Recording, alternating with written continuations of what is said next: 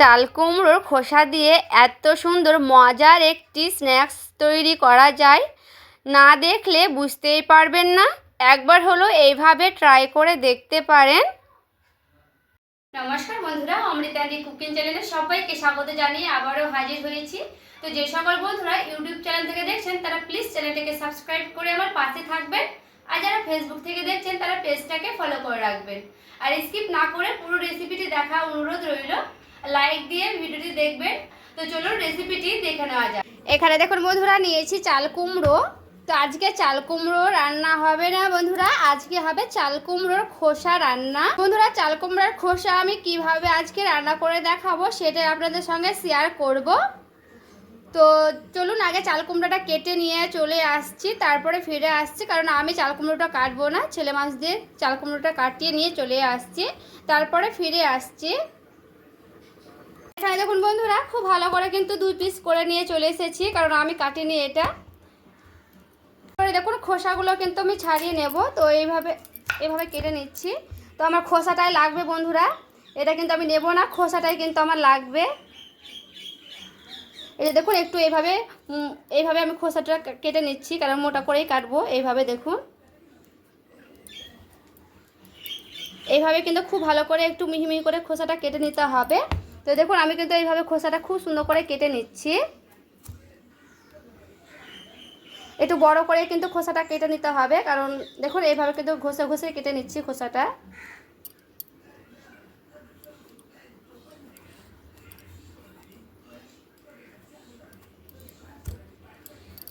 এই যে দেখুন এইভাবে কিন্তু কেটে নিয়েছি। তো আমি এইভাবে কিন্তু সবগুলোই খোসা কেটে নিচ্ছি, তারপরে ফিরে আসছি।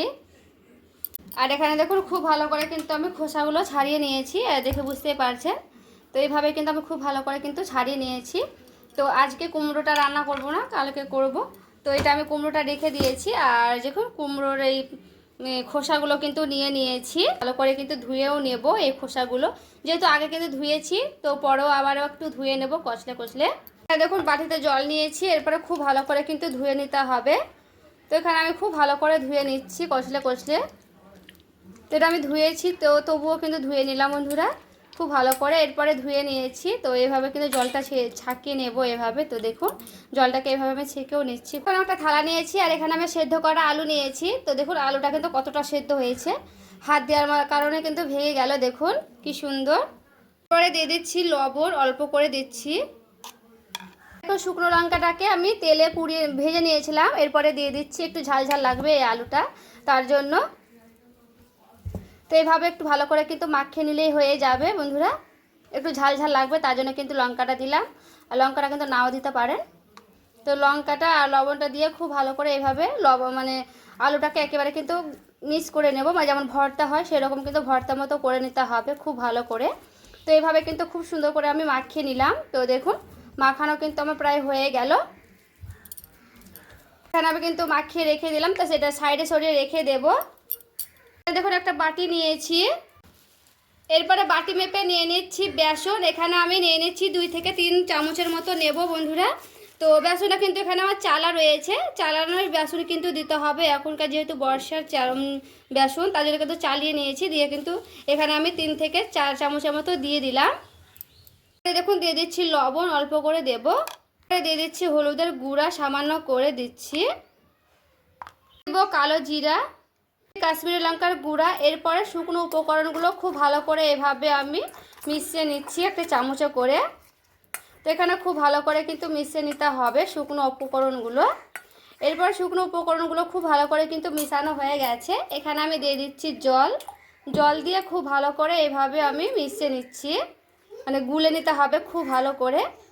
আর ব্যাটারটা কিন্তু খুব একটা পাতলা করতে যাবে না বন্ধুরা, একটা মিডিয়াম থাকবে, খুব ঘন হবে না আর খুব পাতলাও হবে না, সেই রকম কিন্তু রাখবো ব্যাটারটা। নিয়ে নিচ্ছি কর্নফ্লাওয়ার এখানে আমি দিয়ে দিচ্ছি 2 চামচের মতো। হাতের কাছে যদি চালের গুঁড়ো থাকে তো চালের গুঁড়োও কিন্তু দিতে পারবেন এর পরিবর্তে, আর কর্নফ্লাওয়ার থাকলে কিন্তু কর্নফ্লাওয়ারটা দিতে পারবেন। আর এখানে কিন্তু চালের গুঁড়োটা দিয়েও খুব ভালো করে হবে, তো কর্নফ্লাওয়ারটাই বেশি ভালো বন্ধুরা। তো কর্নফ্লাওয়ারটা দিয়ে খুব ভালো করে এইভাবে কিন্তু আমি মিশিয়ে নিচ্ছি আবারও। আর দেখুন এরকম কিন্তু ঘনত্ব রয়েছে, বেশি পাতলা করব না, এরকমই কিন্তু ঘনত্বটা রাখবো। তো এটা কিন্তু আমার পুরোপুরিভাবে হয়ে গেছে। তো একটু বেসনটা 1 মিনিট ধরে এইভাবে একটু ফেটিয়ে নিতে পারবেন, তাহলে কিন্তু বেশি ভালো হবে। তো একটু এইভাবে ফেটিয়ে নিচ্ছি, পুরো 1 মিনিট কিন্তু এইভাবে একটু ফেটিয়ে নেব। এখানে কিন্তু পুরো 1 মিনিট ফেটিয়ে নিয়েছি। আর দেখুন কি সুন্দর একেবারে কিন্তু স্মুথ হয়ে গেছে। তো এটাও আমি সাইডে সরিয়ে রেখে দিচ্ছি। তারপরে দেখুন সেই খোসাগুলো কিন্তু নিয়ে নিয়েছি। কুমড়োর খোসাগুলো নিয়ে এভাবে আমি একটা করে নিয়ে নেব। আর এই যে বন্ধুরা, সেই আলুটাকে আমি খুব ভালো করে মাখিয়ে নিয়েছিলাম, সেই আলুর মাখাটা আমি এইভাবে দিয়ে দিচ্ছি। ওপরে এইভাবে কিন্তু দিয়ে দিতে হবে খুব ভালো করে। তো এইভাবে কিন্তু খুব সুন্দর করে আমি গোটাটাই এইভাবে লাগিয়ে নিচ্ছি। আর ওর ওপরেও কিন্তু আমি এইভাবে দিয়ে দিচ্ছি আর একটা, এরপরে আবারও ওর উপরে একটু এইভাবে আলুটা দিয়ে দিচ্ছি। তো এইভাবে কিন্তু দিয়ে দিতে হবে খুব ভালো করে। তো দেখুন এইভাবে কিন্তু দিয়ে দিয়েছি। এখানে কিন্তু 2-3টা একসঙ্গে কিন্তু দিয়ে দিতেও পারবেন। তো এখানে আমি এইভাবেই দিয়ে দিচ্ছি, দুটো করে, বেশি দেব না। আর দিয়ে এরপরে এইভাবে কিন্তু রোলের মতো করে নেব। আর এই যে দেখুন বন্ধুরা, খুব সুন্দর করে কিন্তু এটা কোরানো হয়ে গেল। এই যে দেখুন এইভাবে কিন্তু করে নিতে হবে রোলের মতো করে। তো এটা কিন্তু আমার একটা রেডি হয়ে গেছে।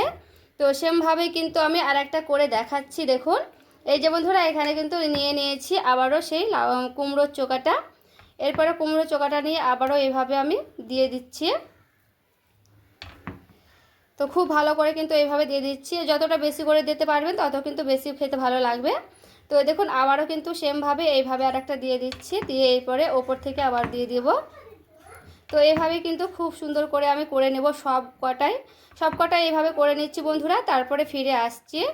দেখুন এটাও কিন্তু খুব ভালো করে এইভাবে আমি গোল করে রোলের মতো করে নেব। তো এটা খুব ভালো করে দেখুন করানো হয়ে গেছে। তো সবগুলো আমি এইভাবে করে নিচ্ছি, তারপরে ফিরে আসছি। আর এই দেখুন বন্ধুরা, সবগুলো কিন্তু রেডি করে নিয়েছি। তো আমার কিন্তু এই কটা হয়েছে। আর দেখুন দেখতে কতটা লোভনীয় হয়েছে। দেখুন কড়াই আমি বসিয়ে নিয়েছি। তো এরপরে কড়াই দিয়ে দিচ্ছি তেল। তো এখানে আমি আজকে সরিষার তেলেই এই পাকোড়াগুলো ভাজবো বন্ধুরা। আর বন্ধুরা, এই যে ব্যাটারটা রেডি করে নিয়েছিলাম, এই ব্যাটারটা থেকে আমি এইভাবে একটা করে নেব। এরপরে এইভাবে খুব ভালো করে কিন্তু উপর থেকে খুব সুন্দর করে এইভাবে আমি দিয়ে দেব। তো এইভাবে আমি সে তেলের ছেড়ে দেব। তো চলুন, এইভাবে কিন্তু তেলটা আমার খুব ভালো করে কিন্তু গরম হয়ে গেছে। তো তেলটা খুব ভালো গরম হয়ে গেছে বন্ধুরা। এরপরে দিয়ে দিচ্ছি দেখুন বন্ধুরা, আর একটা আমি এইভাবে দিয়ে দিচ্ছি, কারণ এখানে কিন্তু হয়ে যাবে। তো এখানে গ্যাসের আঁচটা কিন্তু একেবারে কমিয়ে দিয়েছি। গ্যাসের আঁচ কমিয়ে কিন্তু খুব ভালো করে হালকা আঁচে কিন্তু ভেজে নিতে হবে।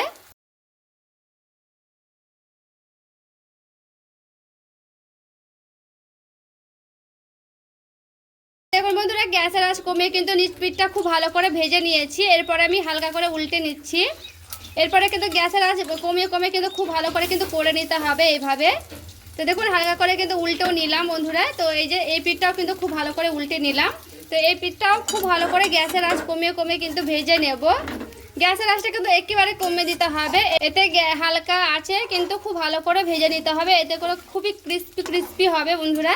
তো এইভাবে কিন্তু খুব সুন্দর করে আমি ভেজে নিচ্ছি আবারও গ্যাসের আঁচ কমিয়ে।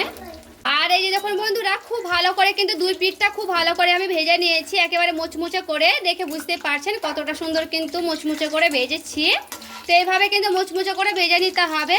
তো এইগুলো কিন্তু ভাজানো হয়ে গেছে। তো এরপর আমি উঠিয়ে নিচ্ছি একটা প্লেটে, তারপরে ফিরে আসছি। তো দেখুন খুব ভালো করে কিন্তু এগুলো কড়া করে কিন্তু ভেজে নিতে হবে বন্ধুরা। তো এগুলো আমি কিন্তু কড়া করেই ভেজে নিয়েছি। আর দেখতে দেখুন কতটা কালারফুল এসেছে। আর এই যে দেখুন বন্ধুরা, রেডি করে নিয়ে চলে এসেছি। আর দেখতে দেখুন কতটা সুন্দর হয়েছে, একেবারে কিন্তু মুচমুচে হয়েছে, ক্রিস্পি হয়েছে। আর এই যে চাল কুমড়ো খোসা দিয়ে যে এত সুন্দর লোভনীয় স্ন্যাক্স তৈরি করা যায় বন্ধুরা, না দেখলে বিশ্বাসই করতে পারবেন না। খেতেও কিন্তু দুর্দান্ত হয়। এইভাবে অবশ্যই কিন্তু বাড়িতে তৈরি করে দেখবেন। আর দেখুন কতটা ক্রিস্পি হয়েছে। আর ভালো লেগে থাকলে বন্ধুরা প্লিজ একটি লাইক করবেন, আর চ্যানেলটাকে সাবস্ক্রাইব করে আমার পাশে থাকবেন, আর বন্ধুদের সঙ্গে শেয়ার করে দেবেন দেখার জন্য। আর বাড়িতে অবশ্যই এইভাবে ট্রাই করে দেখবেন বন্ধুরা, খেতে কিন্তু দুর্দান্ত লাগে। সবাই ভালো থাকবেন, সুস্থ থাকবেন। দেখা হচ্ছে আর একটি রেসিপির সঙ্গে।